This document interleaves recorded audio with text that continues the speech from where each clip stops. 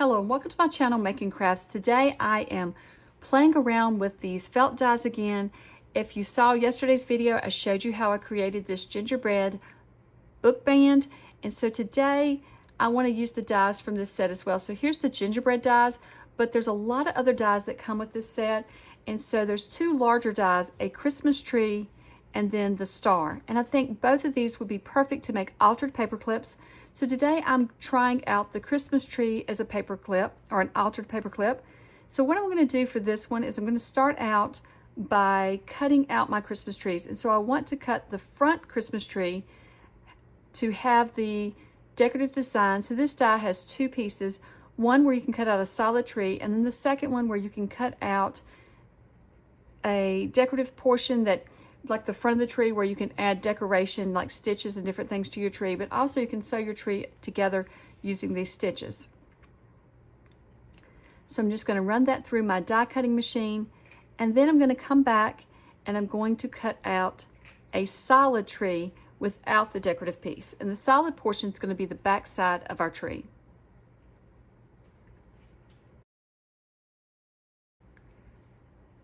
So once I have my pieces cut out, I'm going to start out with the front piece of the tree, the piece that we cut all the little holes into, and I'm just going to use some red embroidery floss, and I'm just going to stitch through the decorative pieces. So there's holes along the edge where you can sew the tree together, but then there's decorative holes, the holes in the center that's supposed to be the decorative stitches. And so I'm just going to go through with the red and sew back and forth using a running stitch and just sew those in. And I cannot even think what that decoration would be on the tree. It's kind of like when you run the ribbon up the tree, but I know there's another term for it, but I cannot think of it right now. But what I'm doing is just a running stitch, and just like I did, if you saw yesterday's video where I created the gingerbread man, I go a little bit more into detail about the running stitch, but it's just where you go up one hole and down the other, and I'm working my way up the tree that way, and then I'll turn around and come back down the tree, filling in the gaps with the running stitch. And so I will, go up the end of one stitch and down the beginning of another as I go down the tree. Once I have the red stitches completed, I'm going to come back with a smaller needle and some sewing thread, and I'm going to add some little seed beads to the front of my tree. So what I'm doing is I'm adding 4 seed beads on the bottom row, 3 on the next row, and then 2 at the top. But you can, if you want to do this, you could add less. You could, I think more probably would be too many, but you could add less if you wanted to. So what I'm doing is I'm just coming up from the back of my Christmas tree, and I'm grabbing a seed bead. I'll come back with the thread, needle and thread, then I'm grabbing a seed bead, letting it run down the thread, and then just running a stitch right down beside the seed bead to attach it to my Christmas tree. And so these are going to be ornaments all over my tree. And so I'm just using red, white, and yellow, but you could use any colors that you wanted to use. I'm also adding in a blue. I forgot about the blue. So I'm going to add in the blue as well, and then I'm just going to go up my tree adding those seed beads.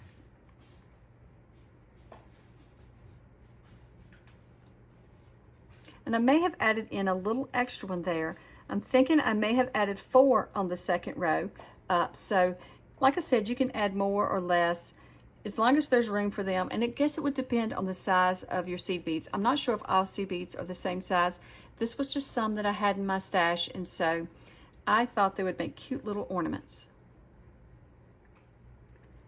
Once I have all of those sewed on, I want to go ahead and attach my paper clip. So I'm just going to add my paper clip to the back part of the tree, and then I'm going to add just a little dot of super glue, sorry about that, a little dot of hot glue in the center of the paper clip.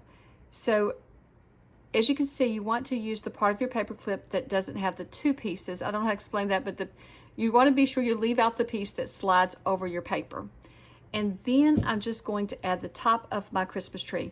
Now you want to keep the hot glue in the center because we're going to stitch the tree up with the little holes that's on the side. We're going to add the stitches there and stitch it up. So we don't want to hot glue all over the back of the tree because I'm not sure you would be able to get your needle through to sew it up. So once the glue is dry, I'm just once again going to come back with a running stitch and stitch it up just like I did yesterday's gingerbread when I was stitching around the edges of him as well. And I'm not sure that I mentioned in yesterday's video, but when I'm stitching this up, I am using three of the threads from the 6 thread floss. So when you get a piece of embroidery floss, it has 6 threads in it. So I'm just dividing it in half, and I'm only using 3 of the threads when I sew these up. And so once again, I'm just going to do the running stitch around my tree, and then I'll come back in and fill in all of those gaps. So now for this one, we cut the holes. When we die cut it, we were able to cut the holes with the front, but the back does not have any holes. And I am fairly new to this running stitch on felt, so my stitches are a little off on the back. So I'm going to show you when I get done how the back looks. So I'm speeding it all up quite a bit, but when I do tie off, I leave a little string hanging. I forgot to mention at the beginning, I leave a little string hanging when I start sewing. That's going to be on the inside, so that when I get done, I can tie a knot that's hidden on the inside of my tree. And so this is in my other videos as well, when I created the gingerbread man and when I also created the candy cane. So if you need more sewing instructions, check out those videos. So here's our completed paperclip, and I love it except for one thing. I don't love the back. My felt stitching is not that great yet. So what I've decided to do is just to come back with some Fabri-Tac and another cutout of the solid Christmas tree, and I'm just going to cover up the back of this Christmas tree. I really wanted the stitches on the front, really didn't care if there were stitches on the back or not, so I'm just covering it up. You could use hot glue, but I feel like hot glue is going to be a little stiff on this, so the Fabri-Tac I think works perfectly for this Christmas tree this way. And so then we have our completed paperclip. I'm really happy with it now that I covered up the back of the tree. I think it's very cute. I love how it turned out. I think it's going to be a lot of fun to use in my planner and in my Christmas journal. And you could use these in a December daily. This is an altered book that I created one year, and I never totally finished it, but I'm thinking of using this one as my Christmas journal this year. I haven't decided yet, but I'm thinking it would be really cute. And you can see the little Christmas tree sticking out the top of the book. I think that's so cute. And my gingerbread man, using him as a closure, but if I use this one, I really need to decorate the front of this book. It's a little plain. Well, I hope that you have enjoyed seeing me create this. I hope it inspires you to create something today. And I will leave links to all of these products in my description below. Well, thank you so much for watching, and I hope that you have a wonderful day. Bye.